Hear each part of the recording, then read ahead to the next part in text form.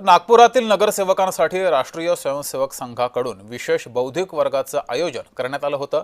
या वर्गासाठी भाजपासह काँग्रेस आणि इतर विरोधी पक्षांच्या नगरसेवकांना सुद्धा निमंत्रित केले गेलं होतं।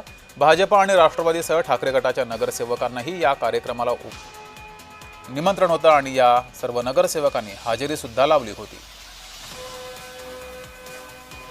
राष्ट्रवादी काँग्रेसच्या नगरसेविका आभा पांडे यांच्यासोबत बातचीत केली आहे आमचे प्रतिनिधी तेजस मोहतुरे यांनी। पाहूया।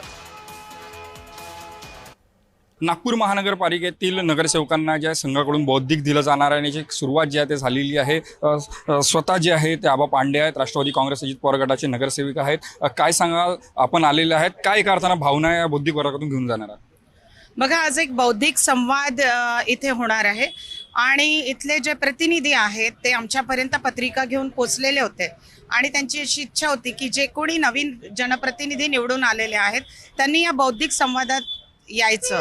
त्यांनी ज्याप्रमाणे निमंत्रित आम्हाला केलेलं आहे त्याप्रमाणे त्यांच्या निमंत्रणाला सन्मान करून आम्ही इथे आलेलो आहोत। आपण जर बघितलं असेल तर हिवाळी अधिवेशन नागपुरात पार पडत होतं।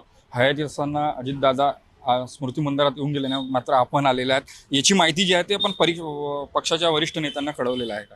हे बघा, हा बौद्धिक संवाद आहे म्हणून तेवढं काही प्रश्न निर्माण करण्याचा किंवा तुमच्या मनात उद्भवण्याचा प्रश्नच निर्माण होत नाही।